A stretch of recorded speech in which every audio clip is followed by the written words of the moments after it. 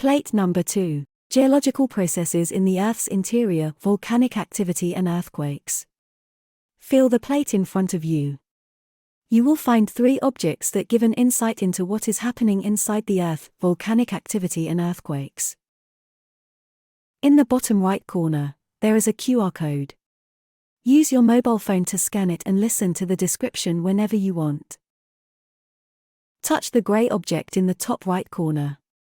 It shows a miniature version of a volcano. The model portrays the volcano's entirety as it appears from both the ground and the sky when we fly over it. We usually imagine volcanoes as a series of peaks that are pointed or flat-topped, occurring both on land and under the ocean floor.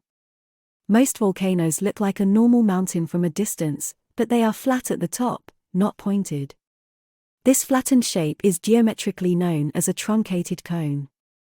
If one were to stand on top of the flat surface, one could see or listen to the inside of the volcano. Think of a volcano as a cap with a pointed tip, which is vertically pushed into the center of the cap to form a round hole at the top that narrows towards the bottom. It is possible to walk around an inactive volcano. To prevent visitors from falling into the hole, called the crater, there might be a human-made barrier. In the crater itself there is not much going on, but further down it gets more exciting. Magmatic and volcanic events are known as internal geological processes. They happen inside the Earth. Look at the object in the left part of the plate. The part of the volcano that emerges from the Earth's surface and looks like a mountain in the landscape is shown in green. It is shown from above, from a bird's eye view. The red lines show magma coming from the inside of the volcano and running down the outside. At the top of the volcano, you can feel a square cavity. It has been cut open so that you can reach into the volcano from above. This works even better on the object next to it on the right. It shows the crater alone and bigger. Do you feel the round cavity? If you reach inside, you are in the crater's interior, the magma chamber. If you reach inside, you are in the crater's interior, the magma chamber. It can rumble at the bottom. Maybe the volcano is about to spew magma and ash, beware. The magma chamber lies in the Earth's crust and forms the basic structure of the volcano. Magma, which is molten rock, collects within it. When gases build up in the magma, an eruption occurs. This can be visualized like a vigorously shaken Coke bottle before opening it. After the eruption, the scorching molten rock rises up in bubbles. It ascends through the upper part of the volcano, through the vent. The vent is where magma exits from the magma chamber into the crater and out to the world. When magma emerges on the Earth's surface, it is referred to as lava. Lava is red hot and glows like burning coals.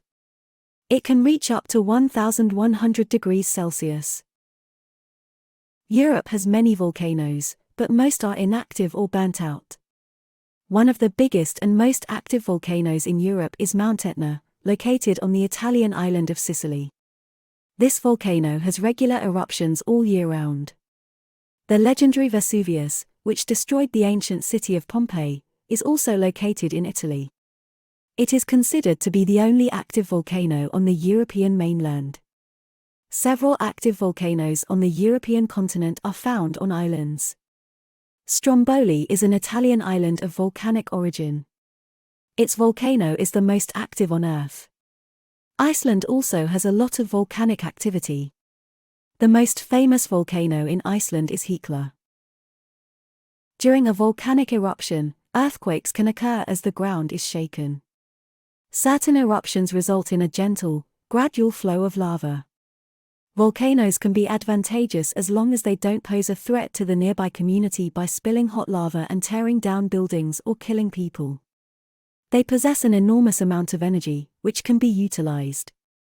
To do this, deep holes are drilled near volcanoes through which water is piped. The geothermal heat makes the water so hot that it can be used to heat houses. Geothermal energy can also be used to generate electricity. Solidified lava and everything that a volcano spews out can be used in construction and industry. Volcanic rock and ash are useful fertilizers in farming. Volcanoes can even create new land to live on. When a volcano erupts under the sea, it can form islands like the Hawaiian and Galapagos Islands. If you want to know everything about volcanoes, understand their eruptions and use their energy and materials, study volcanology and become a volcanologist. This is the name of the experts in this field. Earthquakes occur when the Earth cannot hold its energy and must release it, causing the Earth to shake. Mechanical energy accumulating in the lithosphere causes this phenomenon, which happens in both the Earth's crust and mantle. Mechanical energy typically builds up due to tectonic plate movement. While volcanoes can also cause earthquakes, this is less common. Each year, millions of earthquakes are recorded on Earth, but an average person without specialist equipment only detects a small portion of these. Feel the object in the lower half of the plate. At the bottom you can feel a circular area with different heights. The white area represents the starting point of the earthquake focus. From there, earthquake waves spread out in all directions. You can feel the waves as semicircular arcs of different heights. 3 white arrows indicate the direction of earthquake waves.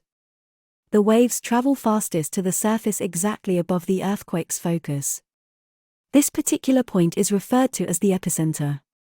This area experiences the most intense shaking. The earthquake waves and their destructive force decrease as you move away from the epicenter. Do you notice the waves becoming weaker as they reach the outer edge of the quake? Above the last wave, which is brown, you will find a white square area. The gray square object on the far left is a house with 11 windows and a door. Earthquakes can either go unnoticed, only causing a slight tremble of poorly secured objects, or they can cause severe destruction, tearing down walls, buildings, and bridges. Nevertheless, buildings do not always collapse completely, as can be seen in the square on the right. Devastating earthquakes tear apart rails, pipes and power lines. From left to right, the buildings are increasingly severely damaged. The closer a building is to the earthquake's epicenter, the more severe the harm it will be exposed to. Earthquakes that happen under the sea can result in height tsunamis which endanger life and property along the coasts. Earthquakes are detected by seismometers at seismological stations. Several approaches are used to rate the magnitude of an earthquake. In Europe, a 12-category scale is used, depending on the observed impact and damage. The Richter scale is commonly used to measure the intensity of an earthquake.